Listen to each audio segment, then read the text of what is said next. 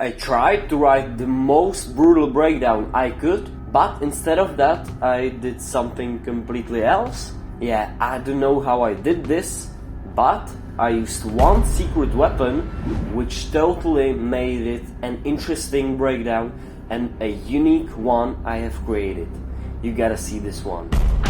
Now for the specs. The tempo for today's breakdown is gonna be 110 BPM. The key is gonna be A, Phrygian dominant, but I'll have a key change somewhere in the breakdown. I'll use minor second harmonies and things like that. The minor second harmonies are probably gonna be off key, but this will make it even more brutal. And I'll actually use everything I can to make it heavy. Now, there are actually two ways I can do this whole breakdown. Either I record the separate parts as whole, or I record each part of a part separately and align it in Cubase and then learn it, but now it wouldn't even be, yeah, it would kinda be challenging, but not as you come up with it like fully with the guitar. That's what I always do, and that's what I'm gonna do today as well. Because these challenges are meant as writing challenges, there's no way I'm doing the aligning version in Cubase. Let's think of the first part.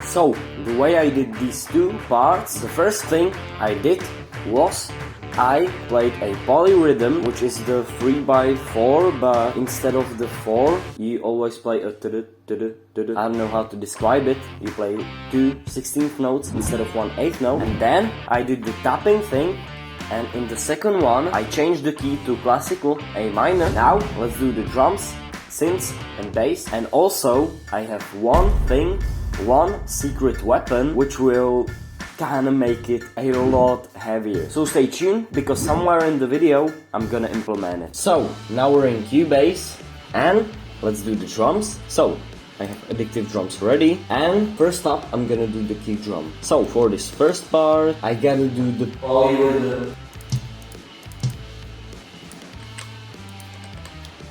I think this is gonna be heavy.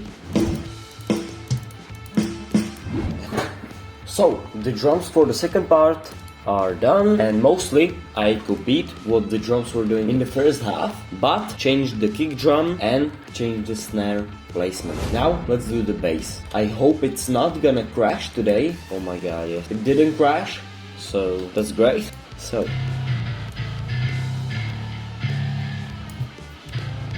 I gotta actually figure out which notes I'm playing. So, before I do the thing with my secret weapon, I gotta do the synth.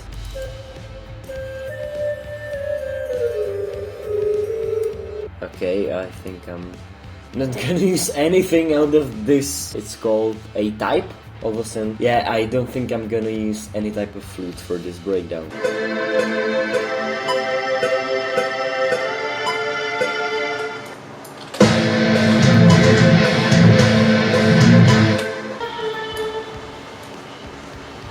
Now let's do the mixing. Let me separate the drums. And why do I actually do this in all of my videos? Well, it's because then you have the drums separated and you can EQ each one separately, and you do not have the boxy sound of the drum. And I'll actually have to do this today in 4 different tracks because I have the tongue.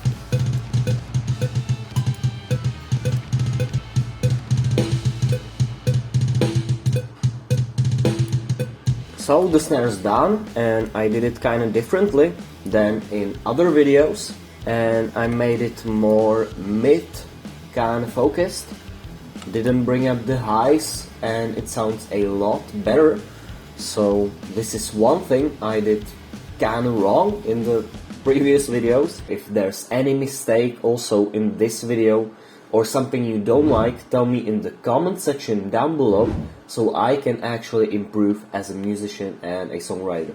thank you so much. For the synths, bass and both of the guitars, I'm gonna do just a low pass and a high pass. And now for the secret weapon, you might have already guessed what it is based on the intro of not this breakdown, but this video. Do you remember this? But I used one secret weapon which totally made, yeah, it's sweep picking.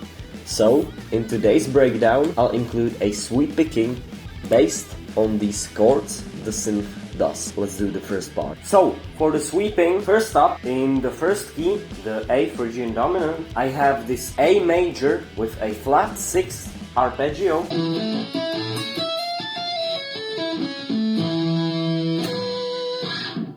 This is the first one. Then secondly, because it's 9/8 after the 4 quarter notes go out, we have the last 8th note, and that's filled out by this. And this is the transitioning to the next arpeggio.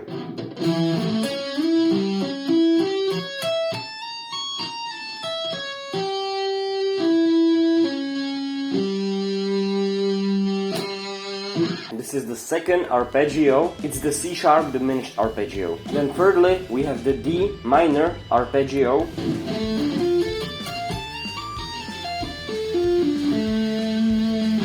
And now I gotta do it for the second part. So in the second part, I'm playing an A minor arpeggio. And then I'm transitioning to a G major arpeggio, and then the last measure is empty.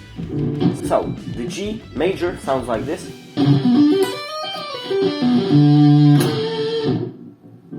And in this G major, I'm playing this out of key D sharp, and to be honest, it sounds pretty unique. And now let's check it out.